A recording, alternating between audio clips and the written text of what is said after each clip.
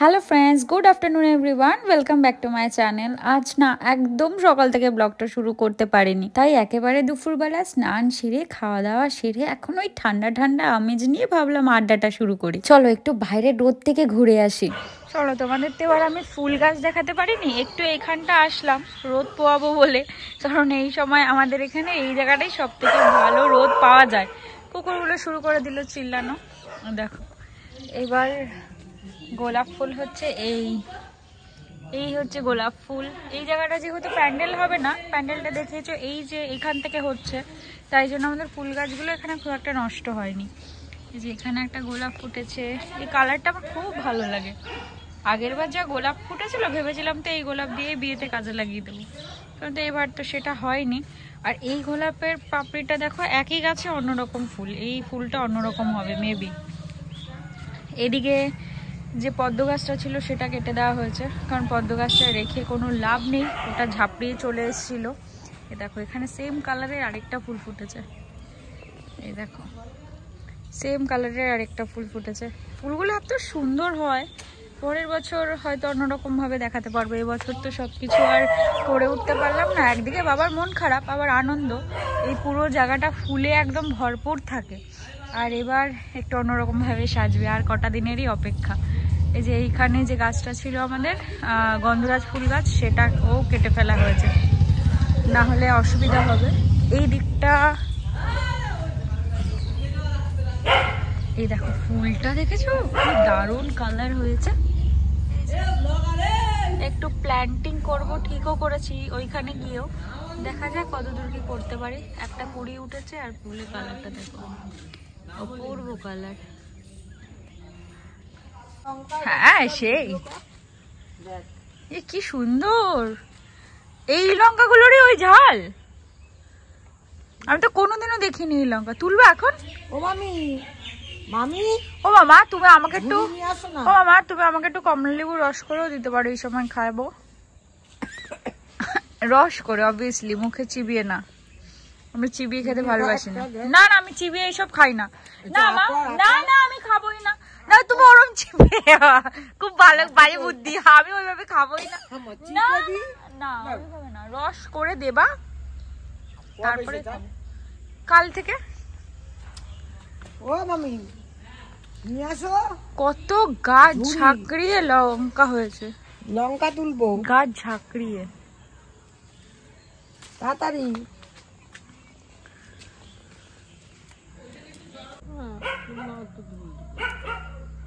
আমাদের টপিটা আবার পাগলা হয়েছে।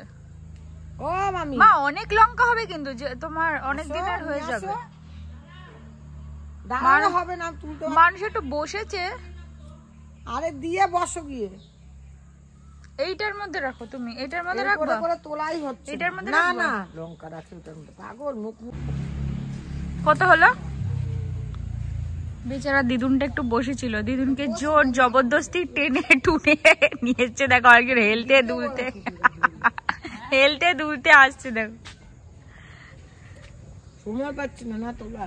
ওই আমাদের পেছনের দিকেও একটা গাছ আছে না, ওই পেছনের দিকে, ওগুলা তো বোম্বাই বড় লঙ্কা।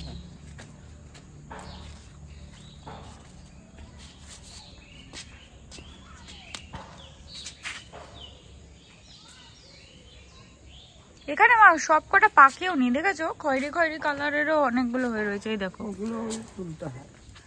হ্যাঁ ওগুলোই তুলতে হয়। লালও তো আছে এগুলো। এই লঙ্কাটা কে লাগিয়েছে? এই আকাশ লঙ্কা কি আকাশের দিকে তাকিয়ে থাকে নাকি, তাই জন্য আকাশ লঙ্কা নাম। কি অদ্ভুত, কখনো নিচু হবে না, এরকম করে থাকবে। তাই ওইটা দেখায় না, ওইটা আরো সুন্দর। ওই গাছটাতে গাছটা তোল দিয়ে দেখ, তাই হেব্বি ঝাল লঙ্কাগুলো, মারাত্মক ঝাল। আমি ভাবলাম ওইখানে একটু দাঁড়াবো, ওই লঙ্কা তুলতে গিয়ে আমার গেল। আর দিদুন ওইখানে চুল টুল ছেড়ে এখন বসে আছে, কারণ এই দিকটা এই রোদটা ভাল লাগছে না বলো? ঘরে শুয়ে পড়লে তো ঠান্ডা লাগবে, এই রোদটা খুব ভাল লাগে এই সময়। চলো এই লঙ্কাগুলো দেখে নিয়ে আসি। এইগুলো আবার পাকেনি, এগুলো সবুজ হয়ে আছে। এইখানে ম্যাক্সিমামটাই পাকেনি, সবুজ। এই দেখো সত্যি তো লঙ্কাগুলো ওটা নুয়েও পড়ে না, একদম সোজা সোজা। আকাশের দিকে তাকিয়ে, এগুলোই আকাশ লঙ্কা। কি নাম বলো তো, আকাশের দিকে তাকিয়ে থাকে তাই নাকি আকাশ লঙ্কা। এখানে গাছ ভর্তি, দেখো গাছ ভর্তি লঙ্কা, কিন্তু কি এগুলো সবুজ।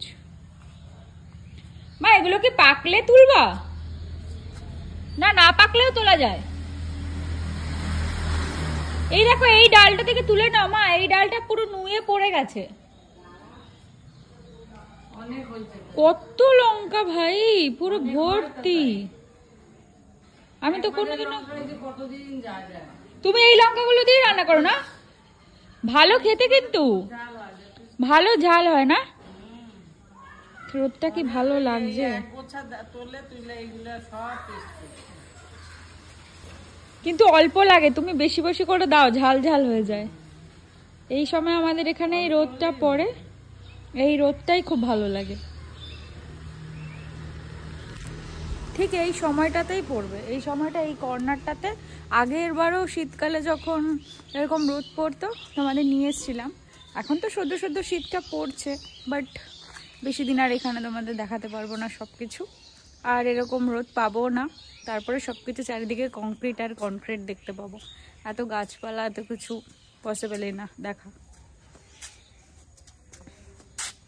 হয়তো মানে উঁচু উঁচু উঁচু দেখবো, কিন্তু উঁচু উঁচুতেও সেখানে শুধু কংক্রিট আর কনক্রিট দেখতে পাবো, সেখানে গাছপালা আর দেখতে পাবো না। এই এত চারিদিকের এত কিছু, এত সব কিছু, আর কয়েকটা দিনই তোমাদের সাথে এগুলো শেয়ার করতে পারবো, আর পারবো না।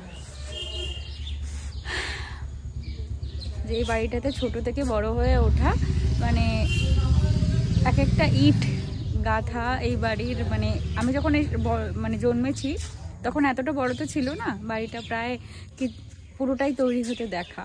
তো সেখান থেকে আর কি বিদায় নেওয়া, সেটা কষ্টের ছাড়া কি করে ভালো হতে পারে বলো। যাই হোক, এটাই সমাজ, এইভাবেই চলতে হয়, কিছু করার নেই।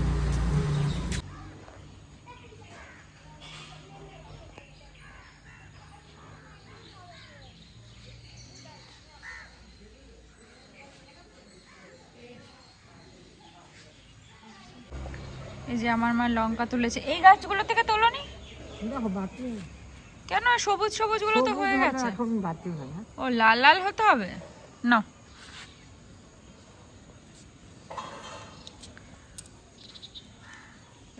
হয়ে গেল একদিনের লঙ্কা, একদিনে না 2-3 দিনের লঙ্কার খরচ বেঁচে গেল। এই হয় গ্রামে। ওইদিকে দেখো দুই দেওয়া দেবী বসে বসে পা দোলাচ্ছে আর গল্প করছে। আজকে এখানে রোদ পেয়েছে আর ঘুমাতে যায়নি, এখানে বসে বসে গল্প করছে। শুতে যাচ্ছিল, আমি টেনে টুনে নিয়ে এসেছি, বললাম এখানে বসো, বসে একটুখানি রোদ পুয়ে তারপরে যাও। ব্যাস বসে যে গেছে, আর এখান থেকে ওঠার কোনো নাম নেই। আমাদের তো পুরো বাড়িতে রং করা হচ্ছিল, তোমাদের দেখিয়েছিলাম, আর সেটা কমপ্লিট করাও হয়ে গেছে। আর এই দরজাটাই কেন বাদ যায় বলো তো? তোমরা তো জানোই আমাদের এই সিংহদুয়ার কোনোদিনও বন্ধ হয় না, কিন্তু সবকিছুর সাথে যদি এইটাকে একটু রং করে সাজানো গোছানো না করা হয়, তাই এটাকে তো বড্ড বেমানান লাগে। তবে পুরো গেটটা আগেই রং করা হয়ে গেলেও এই যে গণেশের মূর্তিটা রয়েছে, এইটাকে যারা রং করেছিল তারা আর করতে পারেনি। একটু নিখুঁত হাতের কাজ কিনা, তাই এই কাকুটাকে ডাকা হয়েছে গণেশের মূর্তিটাকে পুরো রং করে সাজিয়ে গুছিয়ে দেওয়ার জন্য।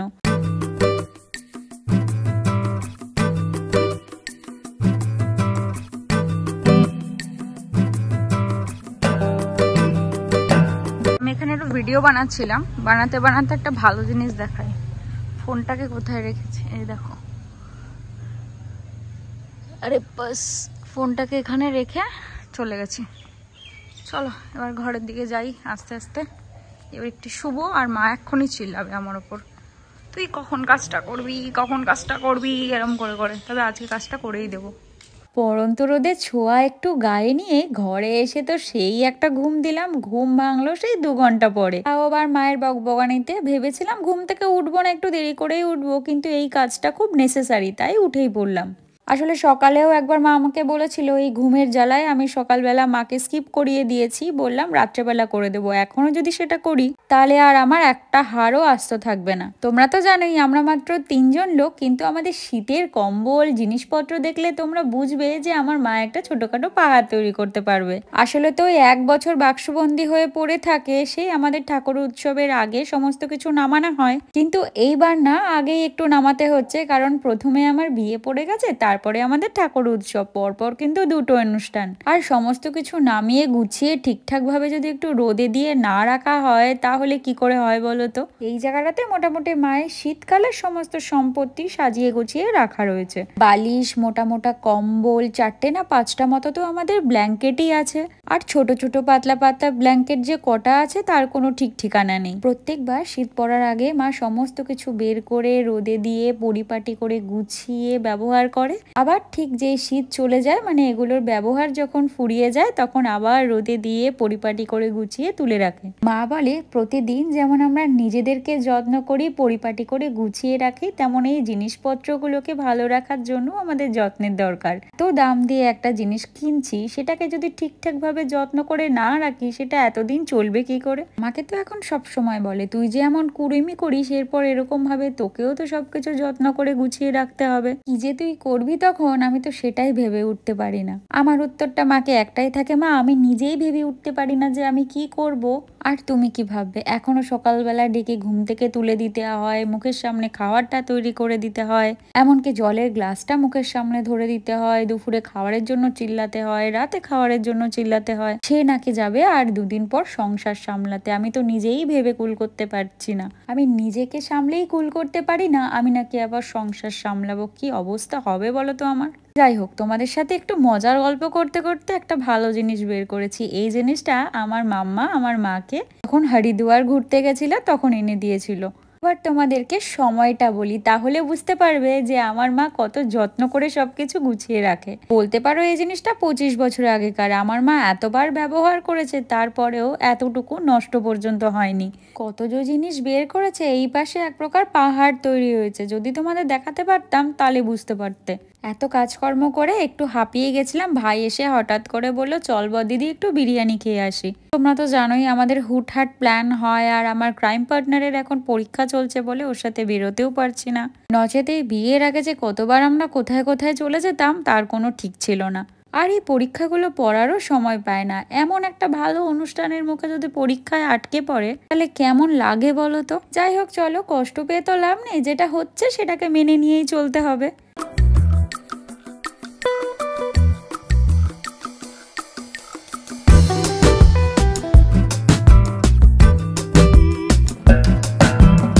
আমাদের বেরোতে একটু লেট হয়ে গেছে, তো যেই বিরিয়ানির দোকানটা থেকে আমরা বিরিয়ানি নিই সেটা অলরেডি বন্ধ হয়ে গেছে। এখন এখান থেকে বিরিয়ানি নিয়ে যেতে হবে। মেইন উদ্দেশ্য হচ্ছে খাওয়া, সে যেখান থেকেই হোক। এই যে বিরিয়ানি নিয়ে বাড়িতে চলে এসেছি। ভাই আমাকে বলতো, ভাই কি বললো বলো তো?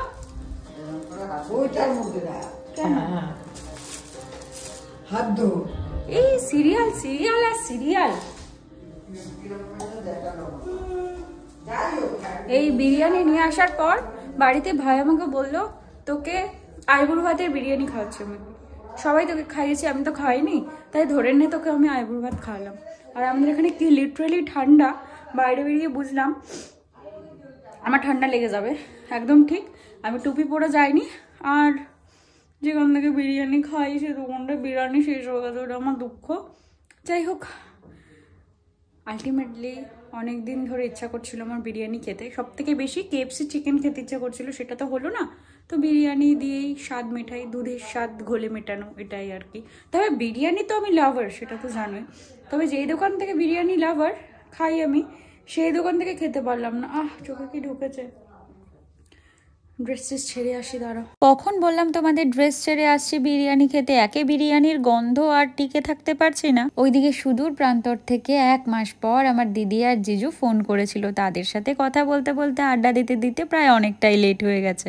একে তো একটু রাগ আছেই, ওরা আগে আসতে পারবে না, বিয়ের দিন আসবে, শালির বিয়ে বলে কথা, কোথায় জামাইবাবু আগে আগে আসবে, এমন কাজে আটকে পড়েছে। তাই শালির বিয়েতে নাকি বিয়ের দিন আসতে হবে। তো এই পাপ কাজের জন্য তো শাস্তি আছেই। শাস্তি স্বরূপ তাদের কাছ থেকে আমার বিয়ে পারপাস 3টে জিনিস চাওয়া হয়েছে, যদিও সেটা সাসপেন্স থাক, বিয়েতে যখন ওরা আসবে তখনই তোমাদের সাথে শেয়ার করব। তোমরাই বলো, একটা মাত্র শালির বিয়ে বলে কথা, তারপরে আবার এমন ভুলভাল কাজ করছে, ছেড়ে দিলে কি হয়? যাই হোক, চলো এই সব আবদার মেটাতে মেটাতে মোটামুটি বাবা মা দিদুন সবার খাওয়া হয়ে গেছে, আমি জাস্ট খেতে বসলাম। যাই হোক, অনেক রাত হয়ে গেল, এখন তবে খাওয়ায় কনসেন্ট্রেট করি, তোমরাও ঘুমিয়ে পড়ো। কাল আবার নতুন একটা ভিডিওতে তোমাদের সাথে দেখা হবে, ততক্ষণ তোমরা ভালো থেকো, সুস্থ থেকো, সাবধানে থেকো। পুরো ভিডিওটা ভালো লাগলে একটা লাইক করে দিও, কমেন্ট করে জানিও তোমাদের কেমন লাগলো। তবে আজকে আসি, টাটা।